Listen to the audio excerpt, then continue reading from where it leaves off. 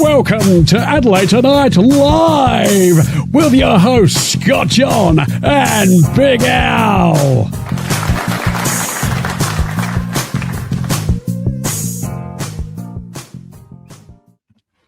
Good evening, everybody, and welcome to Adelaide Tonight for another week. Hello, Big Al. Oh, Mr. Scotty, Jon, and the whole of Adelaide and some parts of the world. Welcome. It's so good. I did miss it last week because we obviously were away for Easter. But it was a delight to just watch some reruns of the show, which is sometimes when I get a chance to do. So, how was your Easter? It was not too bad. My massive shout out. My mum actually had to go in and get ended up with a pacemaker over Easter. Yeah, right. So massive shout out to Shirley. Hopefully she's watching if she's worked out the technology, and massive shout out to everyone in the cardiac ward at the Lyell McEwen. They did a wonderful job. Did they look after her? Oh, they certainly did. Yeah, they did a really, really good job. So no, she's all on the mend now. Which is now. The pacemakers are pretty sturdy pieces of machinery. Yeah. My dad's had one put in. Lots of famous people have them. Elton John's got a pacemaker. Is he really? Yeah. The pacemakers? Do they have a pacemaker? It's Jerry and the pacemakers. Yes, probably, presumably. It's just Jerry with a pacemaker now. That's right. But Brian enjoyed his Easter. This is a lovely picture of Brian. He got an Easter bunny for Easter. So look at that. Yeah, it was very cute. It's lost a couple of eyes now.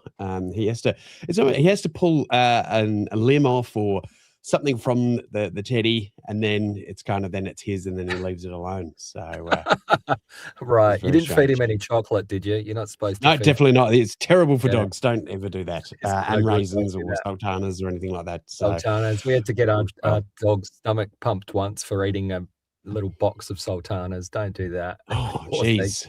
Yeah, we had to do that to our auntie once. The sultanas were fermented into wine. But what about yourself? How was your week or two? Yeah, all right. Yeah, not too shabby. No, I ended up a little bit ill over Easter, so I couldn't eat much chocolate, but that's probably for the best. But I've had a good time. I was sick for a bit, so I ended up just watching some YouTube. And when you go down a bit of a rabbit hole. Oh yeah. I ended up going down a rabbit hole of old countdown episodes on YouTube. Oh, wow. Okay. Yeah, and I found a little something I thought I'd show you. This is from an episode of Countdown in the 80s. Have a look at this. If you've got to watch carefully, but there's an audience member who gives this is Howard Jones singing "Like to Get to Know You Well." And you can see a guy in the audience, if you watch carefully, giving him a review. Watch this. Ready?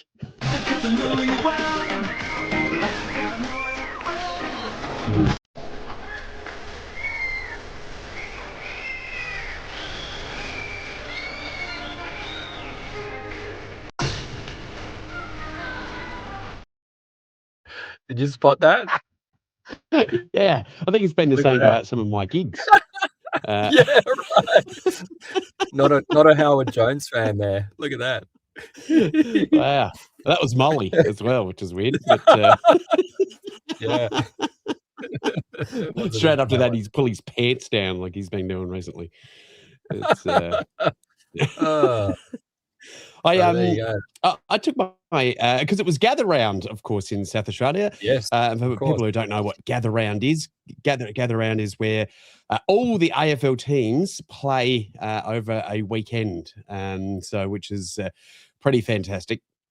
And my auntie went to, because obviously with the Gather Round, there's a lot of sportsmen's nights, so you get a lot of the footy players and a few of those people that come out and do some bits and pieces. And here's my auntie.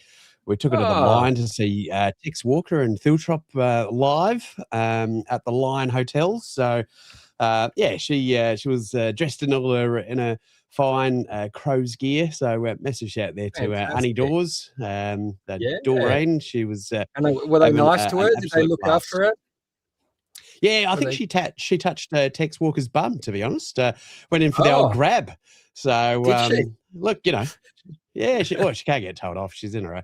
She's 80 this year. So hey, look, you know, why not? Go for it. Go for it, Annie Yeah. Dawes. Oh, that's why It's, she's smiling. Right. Did you but go they're in very for tall. a grab? Did you go in for a grab? Yeah. But my auntie didn't like it. So Oh, okay. Fair enough.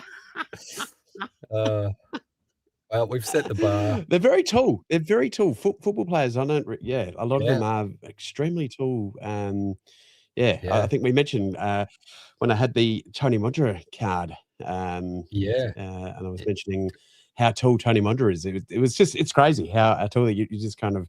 And then soccer players, very short soccer players. Right. So it's on the other side of the spectrum. Yeah, and darts players, very short. Yeah. Darts players. Yeah, right. You'd think tall ones would be like bullseye kind of level. You'd think it would be totally fine for them to like just get their eye in. I have no. There's no study done to back up what I just said. They look kind of short. Well, they're British. Short. There's lots of British people are normally short. Normally so. short. Yeah. Now, Scotty, right. you would have seen something a bit different in the background here. Oh, yeah. What have you purchased there? Is this an Easter purchase? It is. We've got a will. Adelaide Tonight. Will, I don't know, the chicken will or... It's great sound to it too. Because a few people wrote into us and said, you can't be a Tonight Show if you don't have a wheel. So there we go. Yeah, that's right. And so we've finally got one. Now, we'll give away some prizes. I don't know what this kind of looks like. And oh my God, we don't know what we're going to we don't know what we're going to do with it yet. No, it spins. Yeah, we'll have a thing. Yeah. Have we got a prize? We need the old Murray Walker. Spin. Like it's, So look, we'll give away some prizes. Maybe some fuel vouchers, because I think that's where everyone kind of wants at the moment. No, it was great. Marketplace find. Marketplace. You need to dress Brian up as a duck and get him involved in the spin wheel. That's how it works. I think you need a duck. Okay. Yeah, we'll get a duck. We'll find something around here, even if I'll just dress up as something. I was looking around. I've normally got some kind of wig or something like that. Just in case the tax office ever tries to video call me. Should we get our first guest on for this evening? Sounds great. All right, let's go.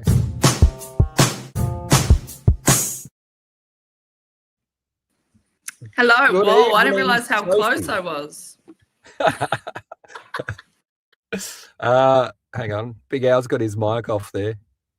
There we go. There we go. Hang on. We should give Sophie a proper introduction. You off you go, Big Al. I think we should. Do you reckon we should do that? Ladies and gentlemen, please welcome to the stage Sophy Nassar. Yeah. Thank you for joining us, Sophie. Thanks for having me. Very exciting. How was your Easter? It was good. What did I do? I just drank too much. But it was good. Drank too much, saw family. Didn't really do anything. I wasn't sick, so that's a win. Well, that's good. That's a win. I don't think you're supposed to do huge amounts over Easter. It's not. No, that's right. Yeah. I just enjoyed the public holidays. Yeah. Oh, good. It's a lot earlier this year as well, which kind of put a lot of people off. It's just kind of happened.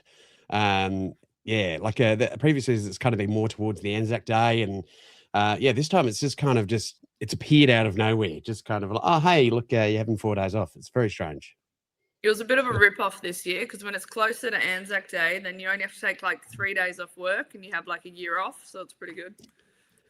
Yeah, that's it. Yeah.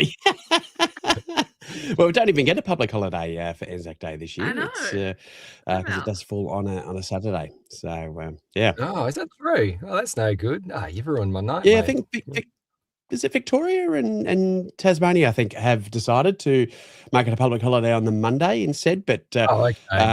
look, we can't have gather round and a public holiday. So yeah. Okay. Is that how it works? So Sophie, you've been doing comedy for 5 years. Is this right? Yeah, about 5 years. Feels like longer, but yeah, about 5 years. So, and in the Adelaide scene. You started. How did you get started? Oh, I've got that typical story. I just tried out for Raw. I thought I was funny. And yeah, haven't got a laugh since. But yeah, hopefully next year I'll get a few laughs. Here's one. There we go. That's one we had prepared for you. Career highlight. Yeah, so it's pretty much the same as Scotty and myself. Yeah, we just gave Raw Comedy a go, and the rest is history. But you've had a very successful fringe show. I know you didn't do a solo one this year, but last year you took that to Adelaide. Did you take that onto the Melbourne Comedy Festival as Adelaide well? I and believe. Melbourne. Yeah. Yeah. So that was cool. Called an Aussie Arab. Is that right?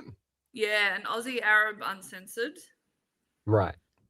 It was my 3rd year running it, but I realised I had to put uncensored because a lot of people were coming expecting me to take them on a historical event, and they didn't realise that no, that wasn't the case.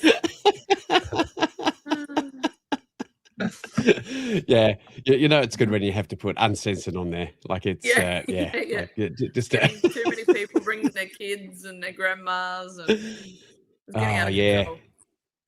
Yeah, and there's nothing worse than when you see kids in the audience. It kind of makes you freeze a little bit, doesn't it? It does, and then they freeze. So it's swings and roundabouts with that one. I did a gig in Pinaroo, and there was just a whole bunch of kids, and we said, "Look, are the kids leaving?" They're like, "If they leave, mate, we got to leave." And it was just a woeful gig for the fact that they started doing shadow puppets on the comedians' faces. Isn't that all right? I found where the light was, and I just halfway through a gig, like I just had bloody frog and shit going around me, around my face. So it's good times. That is hilarious. No, some simple people come out of Pinaroo, and I can say that because my mum's from Pinaroo. All right. She was probably doing the shadow puppets as a kid. So what? Does she still live in Pinaroo? Well, it's good. It's a potato farming area as well. Is that what it's known for? I have no idea. I need to can't say I've ever been to Pinaroo. Yeah. So where did you grow up? I grew up in Adelaide. Yeah. In the city? Which suburb? Yeah, in the city. I actually grew up in Fullerton. So I went from Classy, and now I'm in Campbelltown. So fancy. Yeah. When you got to move out of home, you can't live that same high life. Yeah. And what did you used to get up to when you were young in Adelaide? In Campbelltown? Yeah, that's right. Where were your haunts when you were young growing up in Adelaide? What did you used to get out and do? Oh, I was actually a bit of a nerd. Like, I didn't really do anything rebellious, but I used to go to the cinema. I was a pretty clean kid. I waited till I was in my 30s, and I went loose. Yeah, right. Started the Hindley Street. What was your favourite haunt in Hindley Street too? Yeah. Oh, it has to be the one with the wool shed. Oh, the wool shed. Yeah. I was never going to be a stripper, so mechanical wool. That was my gig. Yeah. Have they still got that there? They still got the mechanical wool going on? I think so. I don't think it's ever in service, but right. Yeah. I've never been on it. Yeah, the last time I went there, I think it was a guy dressed as a bull. What's that? The last time I went there, I think there was a guy dressed as a bull. I got duped. Yeah. So maybe next podcast we go there, and Scott, you got to jump on the bull. Yeah. I've never been on it. I've always wanted to. Yeah, I'm up for that. Big Yeah, Al, it's you've good, never been barred from Does the it have a weight woolshed? limit? That's not. We'll find out. Trying to think. Probably from the same owners that own other pubs have been barred from, but no, Yeah. not the Not the woolshed. I think woolshed. that's the only one that probably haven't been barred. I think they just come along and look at me and just go, "Yeah, no, come on in, mate. You'll be fun." Yeah, If you Yeah. could dress as a bull and pretend to buck people off, that'd be fantastic. Yeah. Well, I don't know if you've bucked people off, but you've done something that rhymes with that, haven't you? So yeah. We've decided, Sophie, to make this G-rated, so we're trying not to swear, but we always forget to warn the guests. Innuendos is fine. Yeah. So yeah. I feel like I've done well the first few minutes. I haven't said anything bad, have I? No, not at all. You've done great. No. Yeah. Maybe the people. Yeah, I don't know why. I think it's just so that people of all ages can watch, and that was the idea.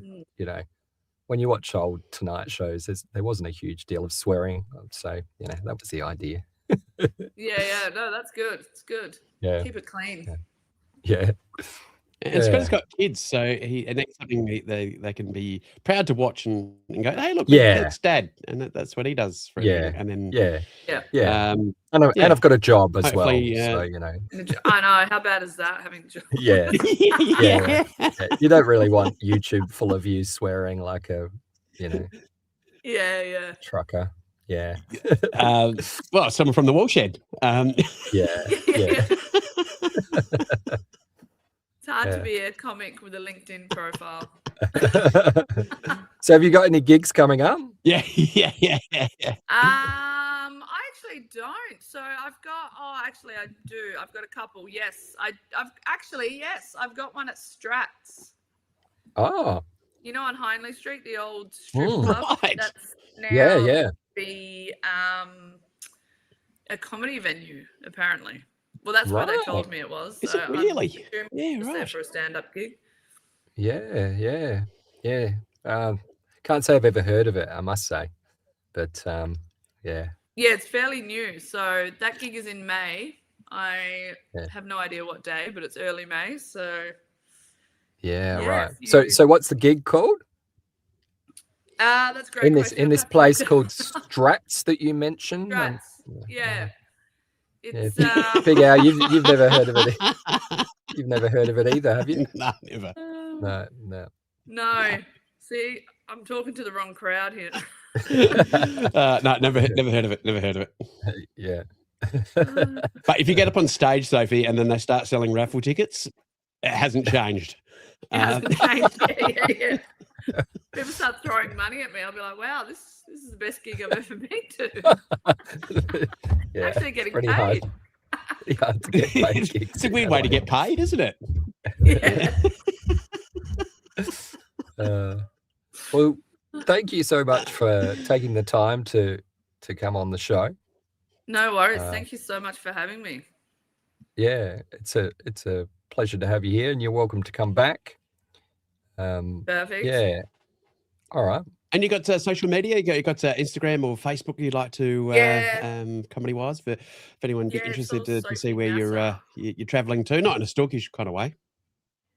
I mean, feel free to stalk. I need something exciting happening.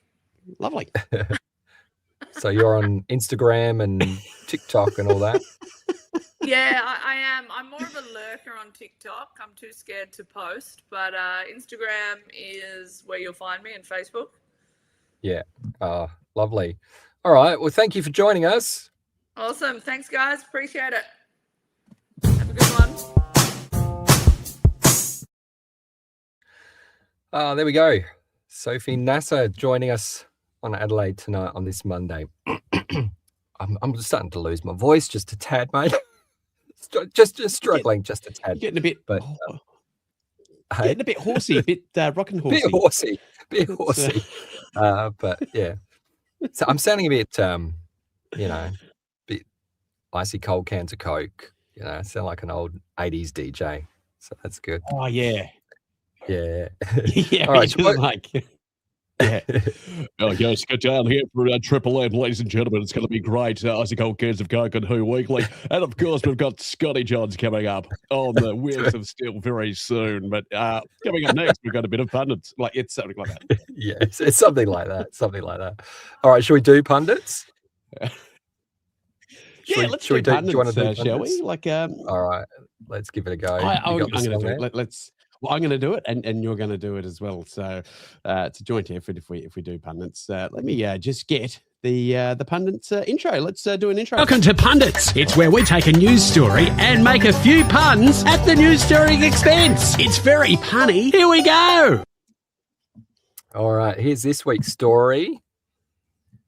Police find $320,000 worth of allegedly stolen Lego and charge 2 people. This is from the ABC.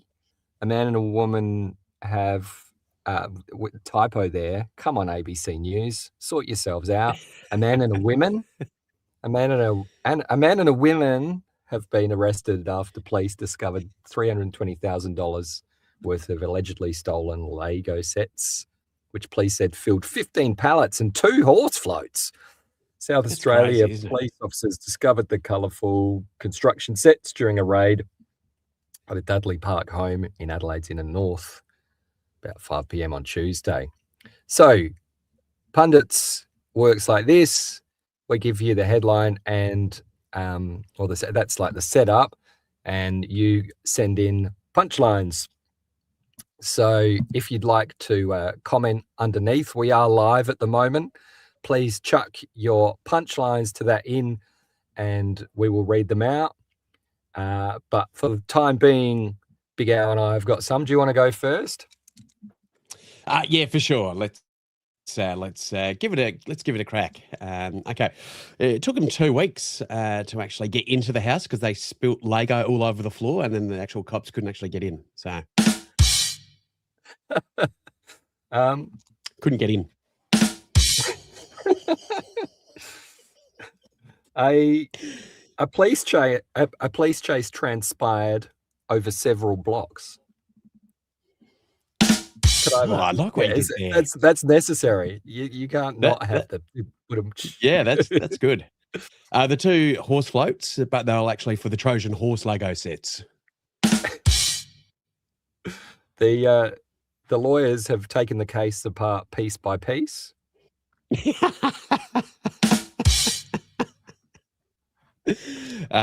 Ironically, when they got caught, they were building the jail Lego set. One policeman had to see a podiatrist after taking off his shoes because he stood on bits of Lego on the floor. You know? Yeah. Mine was very similar to yours. Yeah, once arrested and they realised they were going to the jail, they were shattered into pieces. Police said the scheme was poorly assembled. Ah. When they rocked up, the police went, "Come on, let go." And we've had a couple sent in. This was on Blue Sky. Jessica said, did they manage to build a roadblock? Oh, I do like that. Andrew I've said got Andy from Blue Sky as well. Andy? What did Andy say? Yeah. He said he said the Lego Cashy set was his favourite. And Andrew, not Andy, Andrew said the whole operation clicked into place. And David said they are currently piecing together the evidence. So there you go. That's what we've got. I like that. Very clever. Very clever. Please to chuck yours in the comments and we'll read them out in the live chat.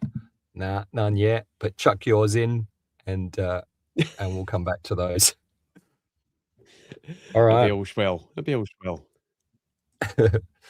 Now, we'll have a quick ad break and then we'll continue. Now, we don't have any sponsors yet, as you know, Big Al. So for now, we are having to play old ads from the past, but that's all right. If you'd like to sponsor us, please do email us at adelaidetonight@gmail.com, and we'll be back in a minute. Lovely.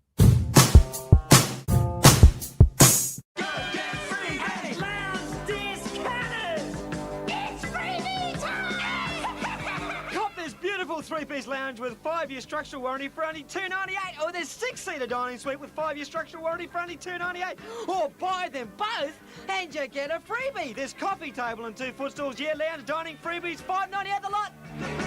Lounge discounters, lounge discounters. Oi!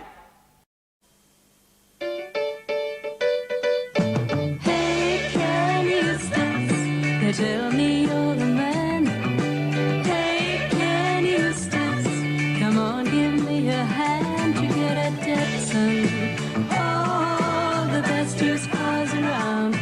Can you for my next car and the best deals both sides of town?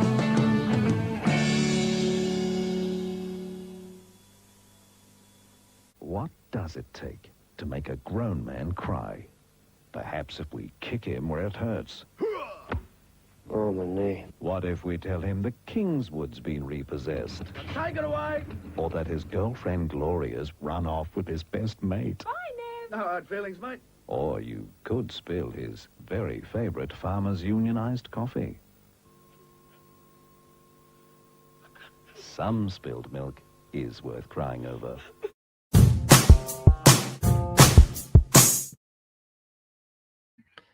There we go. So if you'd like to become a sponsor, please do email us. Now, There's our Scotty, email address. lounge There it is. discount guy. Yeah. The lounge discount guy was also a younger version of the Cunningham's Warehouse guy. Yes, he was. Jeff Winter was his name, I think. Yes. Is his name? I think Yeah, he's that's right. still around. He had his own advertising company, and he also did the ads for what was the lady? Designer Direct.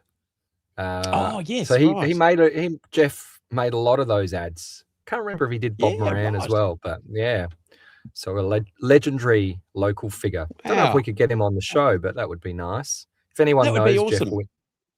Jeff Winter, please give us a hoy. What did when he was the Cunningham's guy? What did he used to have a little? Did he do this? It's $2. $2. $2. It's $2. That's mate. it. $2. $2. That's it.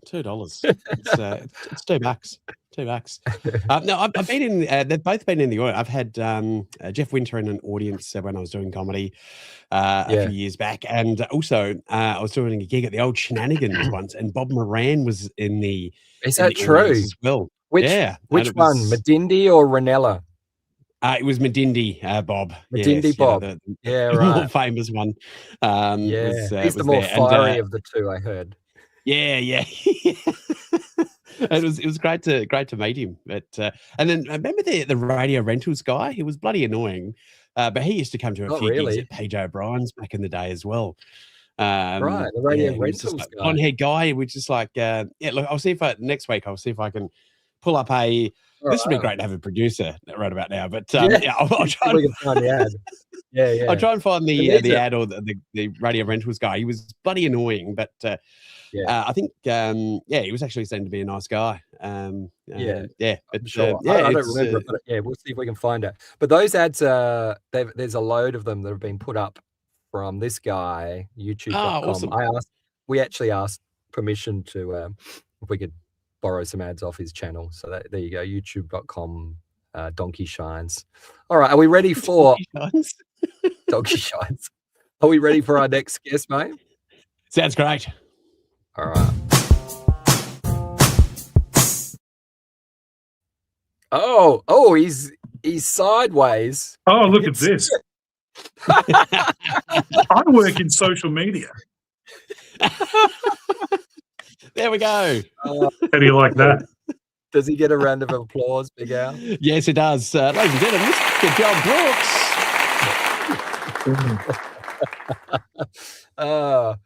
If at any point you feel like hanging upside down or whatever you want to do, feel free. How are you, mate?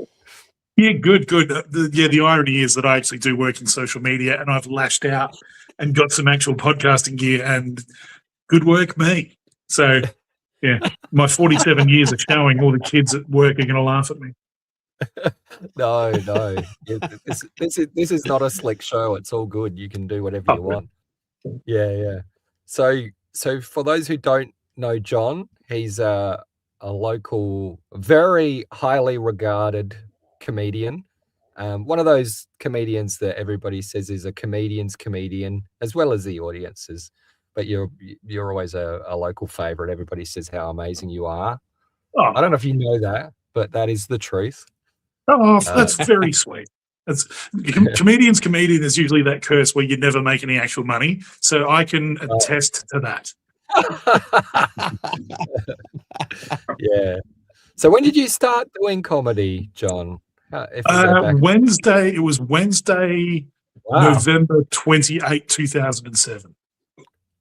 Man, how do you it remember was that? because it was 1 week after Kevin Rudd got elected, and I was actually supposed to be working on the local Kevin 07 campaign. I spent the entire time writing stand-up. So I was supposed to be helping candidates win an election, but instead I was sitting in some union office on Henley Beach Road writing jokes. So I remember that pretty well. Right. So we can thank Kevin 07 for you. Yeah. If he was never elected, we'd never have Jon Brooks. No. And, some people are now adjusting their time machine plans from kill Hitler to stop Kevin Rudd getting elected.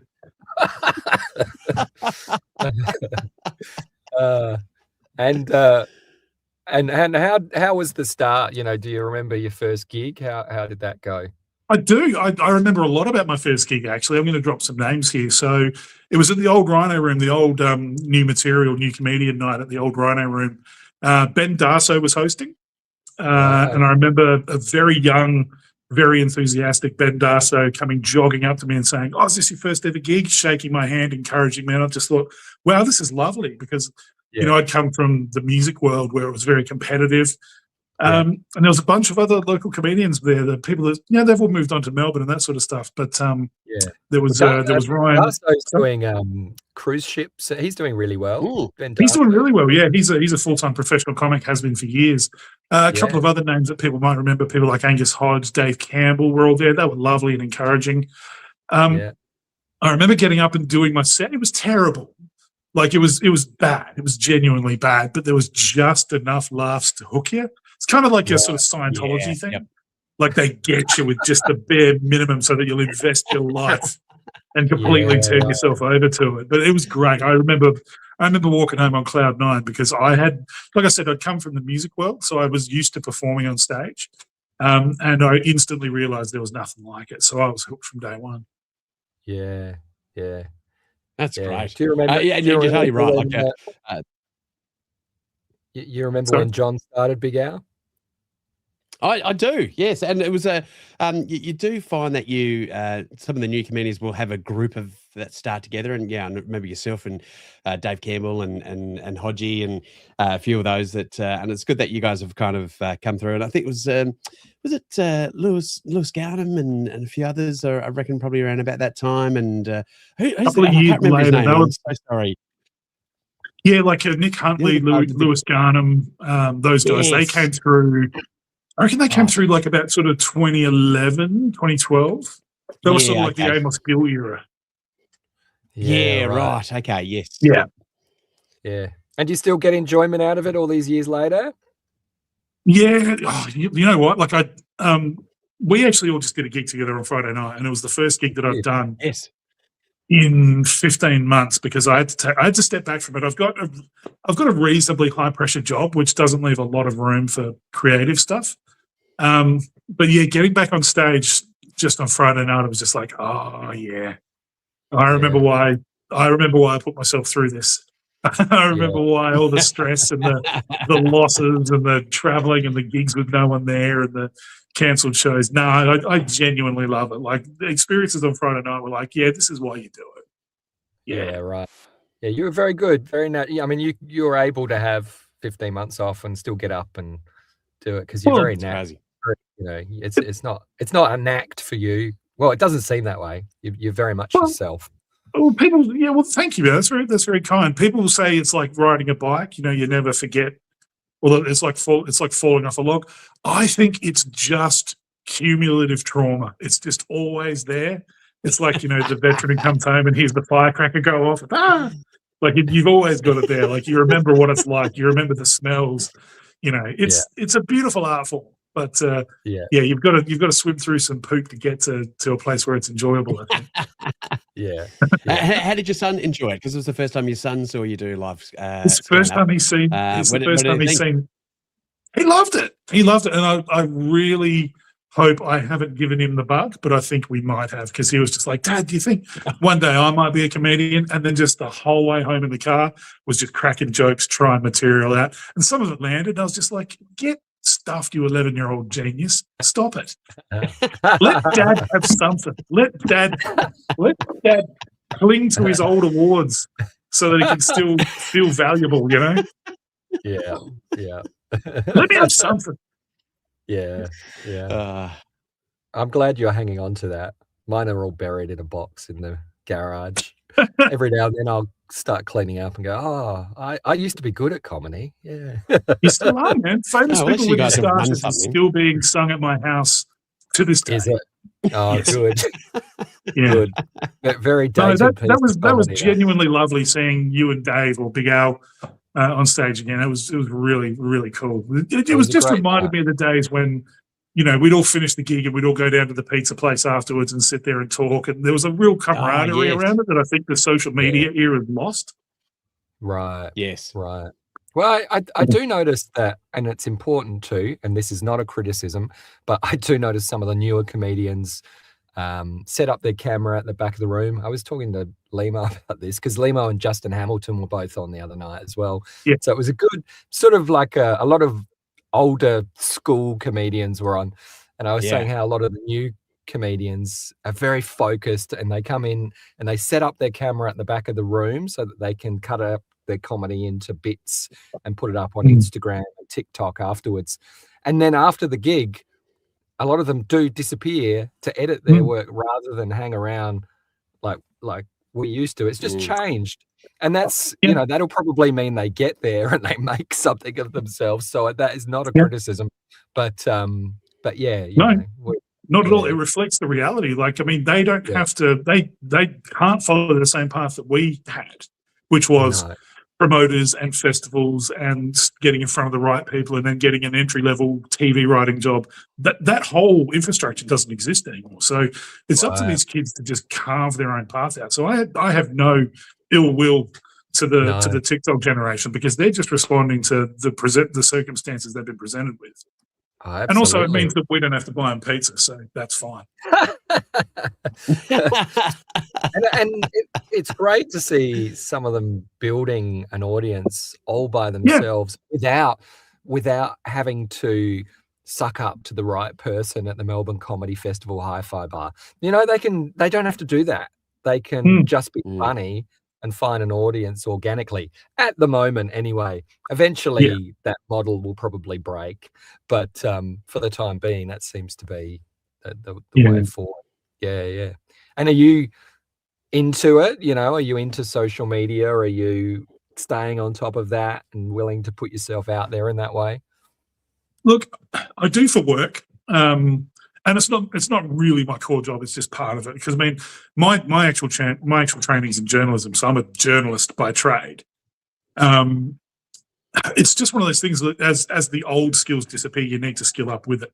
I know what I would need to do in order to build an audience online.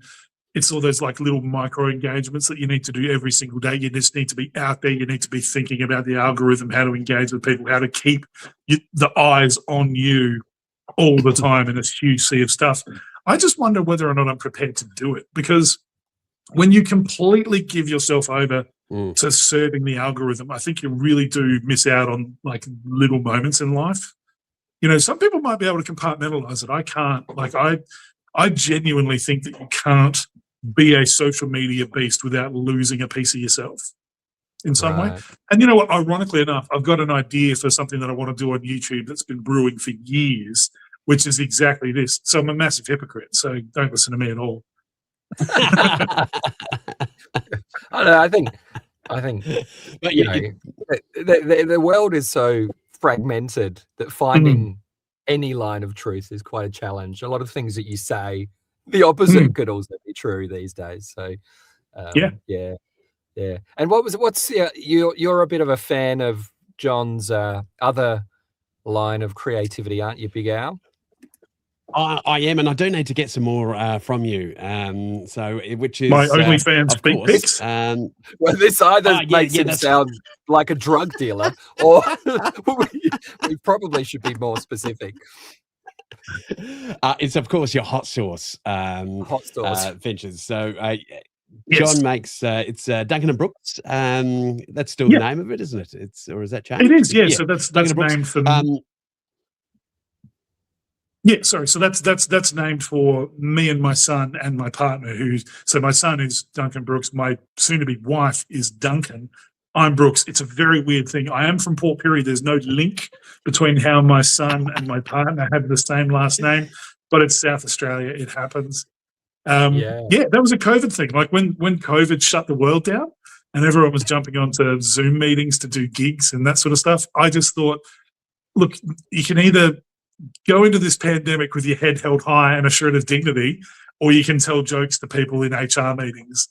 So I don't know why, but I just decided I've never really wanted to start a food business or a side hustle or anything like that. I was just watching heaps of hot sauce videos and I liked a couple of hot sauces and went, I'm going to try and make a hot sauce and sell it. It was just a pure challenge, something that you could do because I could grow the vegetables.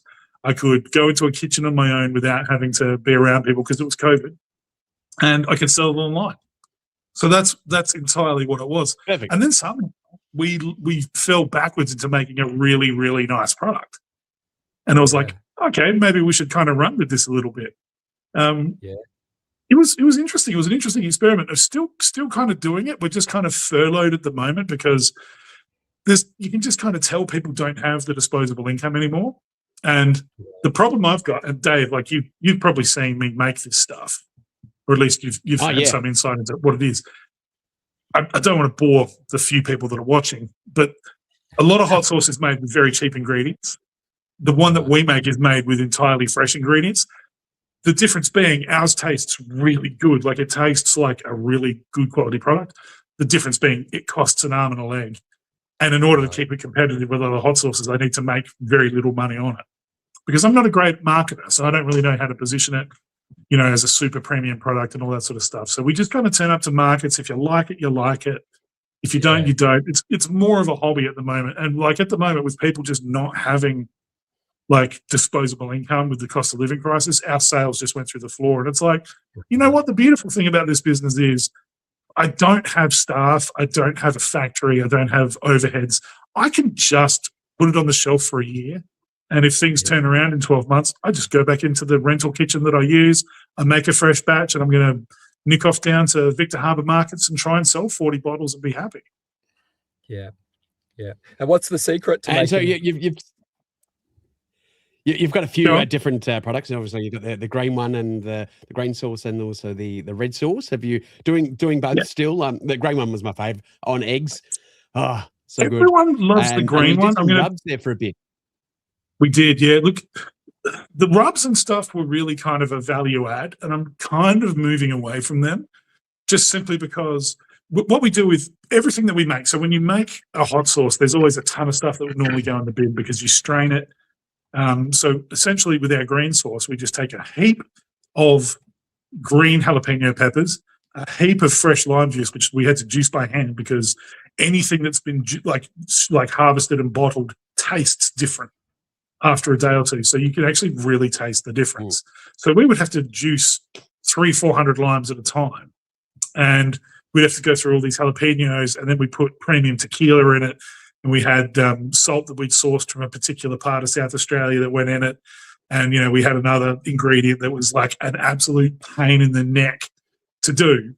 And it was like, you know what? I kind of hate this sauce because it's delicious, but it's just such a nightmare to make. And everyone is coming up to me just going, when's the green one back in? When's the green one? It's like, when I've got $1 million to make a green sauce machine that will make it, and I don't have to lose my skin because I've got my hands covered in, in lime juice, which goes through those thin gloves.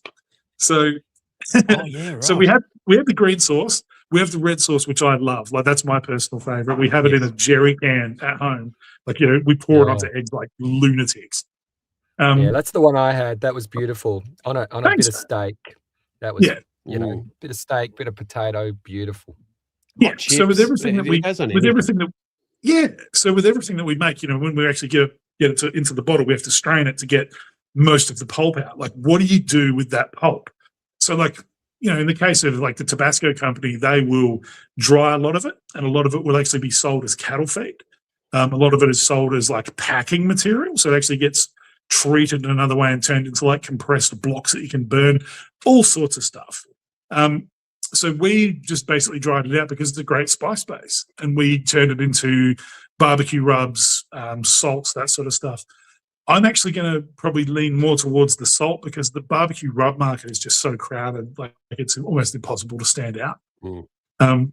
So I figure let's do what we do best, which is a really good quality, like 2 really good quality sauces and 2 really good quality salt blends, which you can't repeat them, because unless you can make the sauces that we make, you can't repeat those salts that we make. That's right. You can make a barbecue rub because the barbecue rub's got 100 different ingredients in it, and it's naturally going to have sugar in it. It's going to have, a whole bunch of other bulking spices, and it's hard to get Australian made, or at least Australian grown and sourced spices. So I was like, a lot of the idea behind this was to make it like a microeconomy thing. So like only sourcing produce from within the local area, a lot of it that I grew myself. Yep. And when we're starting to bring in, spices from Egypt and India and that sort of stuff, nothing against it, but philosophically, environmentally, it doesn't make sense when we find that stuff out here when we could grow it. Yeah. Look, I don't look like a hippie, but I can be. I also have a Ford V8. I'm a contradiction. Because I'm both. Well, I used your rubs quite a few times. So on some pork used it on they turned out wonderful on some Fritz. I remember you I used it on Fritz. So I smoked a roll of Fritz and John's rub on it. So good. So good. I reckon you became a South Australian genie at that point. But that was just a wish granted. Oh. Well, enough of Big Al. Produce on an icon. Yeah. Enough of Big Al talking about rubbing his Fritz, and that's had to be done. Well, thank you for coming on. It's been a pleasure to have you on board. Come again now.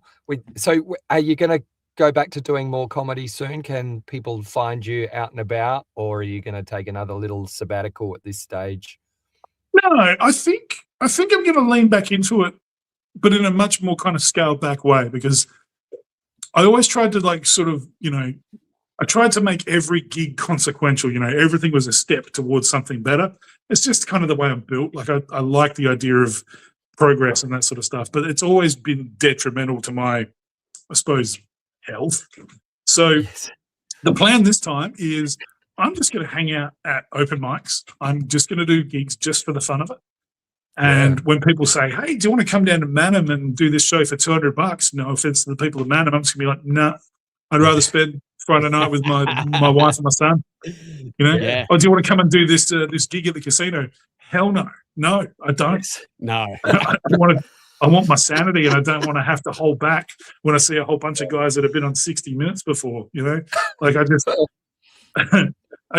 want to do it for the fun of it. So that's the plan. I'm going to be hanging out more at open mics at Rhino Room, so the Laugh Lab, and probably Friday nights at Adelaide Comedy at the Rhino Room, and that's pretty much going to be about it. I'm just going to be doing it for the love of it from now on. Yeah. Oh, that's good to hear. Sounds great. Yeah, keep doing it, because we love seeing you on stage. Thanks, man. Same goes for you. Oh, good. Cheers, buddy. We really appreciate you coming on at quite short notice as well. We were kind of we kind of forgot to organise this particular episode. So I think I messaged you at what, like, I don't know, 6 o'clock this afafternoon. That's 6 o'clock, yeah. But Scott, I've got a typewriter behind me, mate. You think I have a life? No. Oh, that's good. Cool. All right, mate. Thanks for coming on. We'll see you soon. See you, buddy. All right. Cheers, buddy. There we go. Jon Brooks, ladies and gentlemen. What should we do now, mate? Do you want to do what do you want to do? Picture this. Make Big Al laugh. You choose. Oh. What about a picture this? I don't know. Or I don't know. It's up to you. What you All right, like. let's do Picture This. Have you got the theme song? I do. Here we go. I've fixed this up. All right. Because we had some complaints from Beck Hill and yourself and Itcher this is gone. This, yeah. I got rid of Itcher this. And what have we? Picture this. Let's have a listen. Picture this. Oh, sounds like I don't know what you're up to there, but yeah, it's kind of almost it sensual. like a ooh. Yeah. Picture this. You're definitely enjoying yourself there. Because I had an itcher that I was trying to get to. Oh yeah, yes. So picture this. Very simple segment. Yeah, you send through anything, a photo you've taken. Can be funny, doesn't have to be funny. Something you've seen online that's interesting. Just pictures, basically. Yeah. And we'll share them. So what have we got? Here's something that I spotted in a newsagent window, which is I think puzzle. it's a Beatles jigsaw, but I don't remember Manuel from Faulty Towers being the drummer in the Beatles. And I think that's Paul at the front. I'm not 100% certain. Yeah. And that George looks like he's part pig, I think. But yeah, so yeah, I didn't purchase it. It was on sale, $5 off. It's pretty good. Jeez, it's pretty good. $24 though. It's still a bit pricey. Like it looks like Paul's. It looks like Paul has done the puzzle and there's one piece missing. It's like yeah. That's the face that you pull when you get this as a Christmas present. Yeah. Oh, I don't know. I don't like it. So, Fred sent in this one for you, Scott. Here we go. Oh, lovely. Friend of the show, Fred. Yes. Mushroom knobs. Mushroom knobs. And screws included, which is always good. So right. It's 29 millimeters in diameter. And which I don't know why when it says 30 mil, but anyway, look, maybe it's a bit cold, so you're losing a millimeter. But yeah, it's mushroom knobs. Get yourself a mushroom knobs wherever you can. This is the picture I took at KFC, and see that box. I don't know if you can still get these boxes, but it says unzip here for an easier eat. So I did, and I was banned from KFC. That's just the. It's not on. It's because you got your drumstick out, which is there. That's right. That's right. I got my two-piece feed out on the table.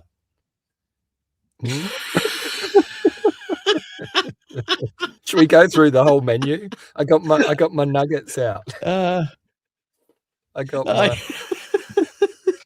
Colonel popcorn burger. chicken. I got my popcorn chicken out. I think I need to see a doctor about that. Yeah. I got my breasts out. It's you showed a bit of thigh to get a discount.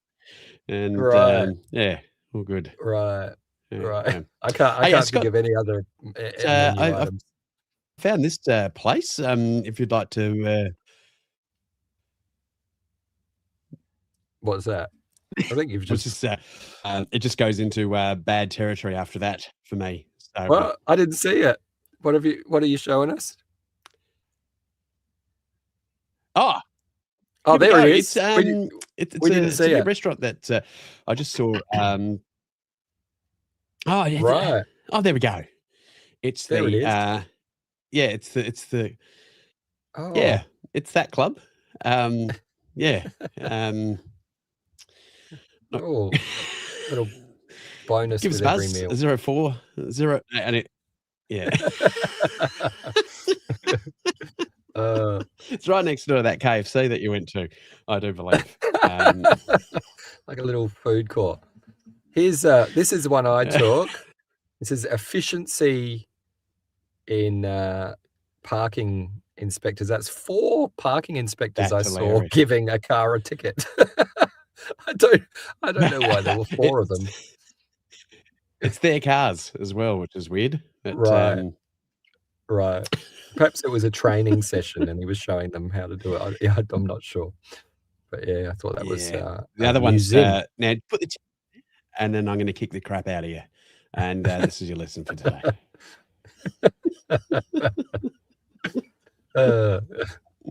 What else have we got there?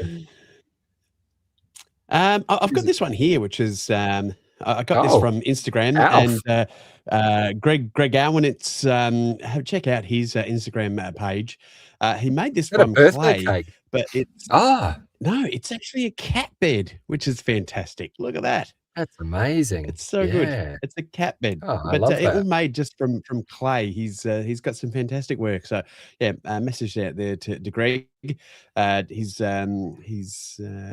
Instagram account Alf, is there. what but are yeah, have a you bit of a look. doing? It's Get amazing work, away man. from the cat bed, Alf! What are you doing? You? Yeah, I used to. Well, okay, I can do a better Alf impersonation. It's like, Lucky, hey, Lucky. Look, the cat was just here. I'm telling you. Like that's my Alf impersonation. It's, Lucky, Very good. Lucky. That's yeah, all good.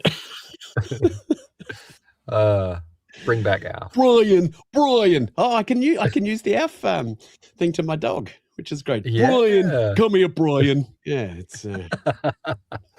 What else we got here? Here's a photo. This is from my phone, 2017. I took this. I was just sitting on the lawn on Hindmarsh Square. Which one are you? And I saw. I'm not in that photo, but I thought that was worth a look. I hope when I'm his age, I have the.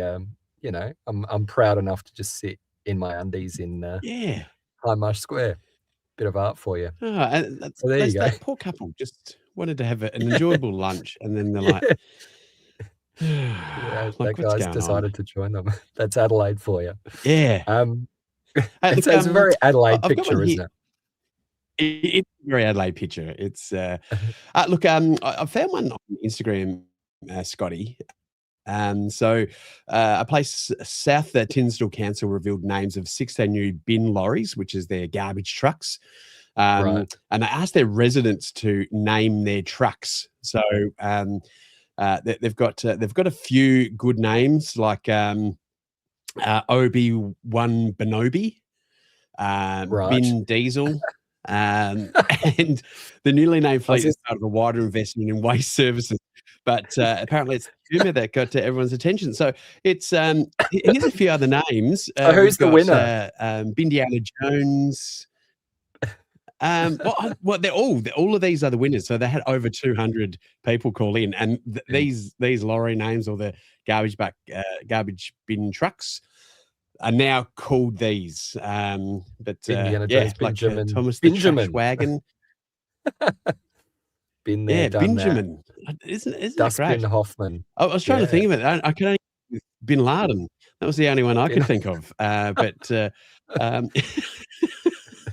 Binny and the Jets. but yeah, like it's Rubbersaurus Rex. like waste away. Very, very, very clever. Batteries Not Included, which is one of my favorites. A good 80s film.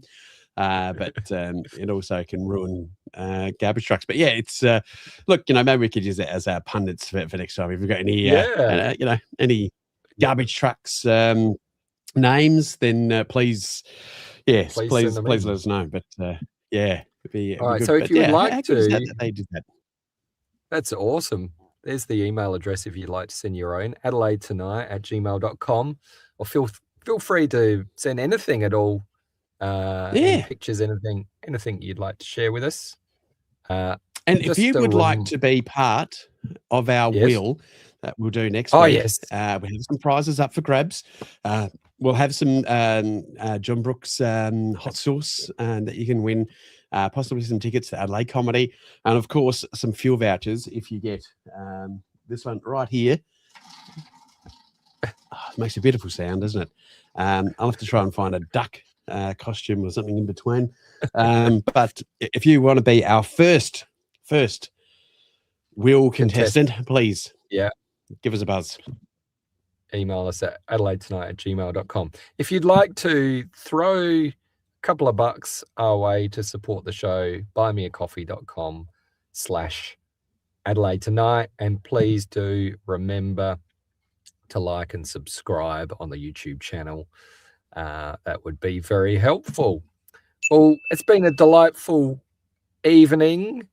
Thank you for... It has been, Mr. Scotty John. Thank you for spending this time with us, viewers. Here's to you, mate. And we'll be back again next week. Do you want to finish with a bit of music? Yeah, sounds great. What are you playing?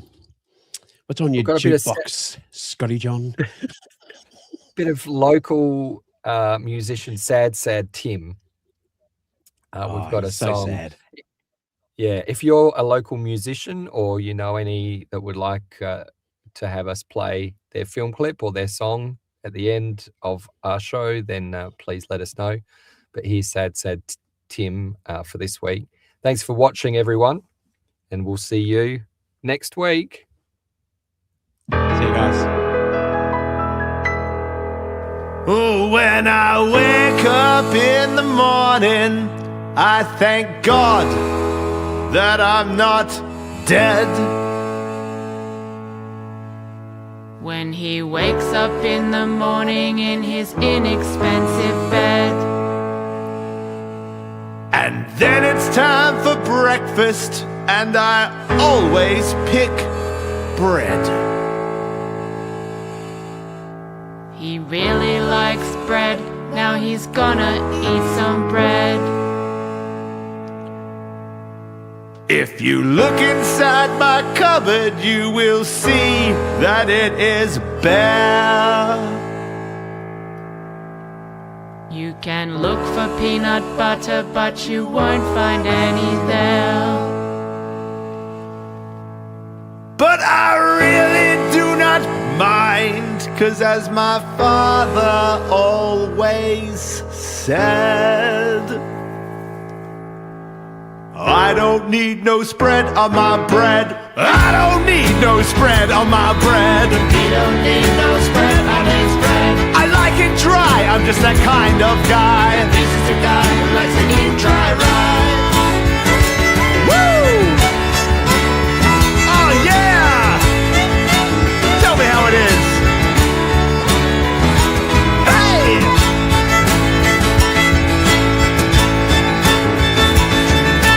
People should be grateful for everything they've got. If you're a man who's got some bread, then you're a man who's got a lot. Just be thankful you can keep yourself fed. I don't need no spread on my bread. I don't need no spread on my bread. He don't need no spread on his bread. I like it dry, I'm just that kind of guy. This is the guy who likes to eat dry rye. Oh yeah! Dry rye! No spread! That's what I said! Right around the world, you'll find it's just the same. No one's ever happy with the things that they've attained. Give a person plenty, you can bet they'll ask for more. But I don't need no spread, of this you can be sure. Oh, I don't need no spread on my bread. He don't need no spread on his bread. I like it dry, I'm just that kind of guy. He's just a guy who likes to eat dry rye. Yes, I am! Rev me up!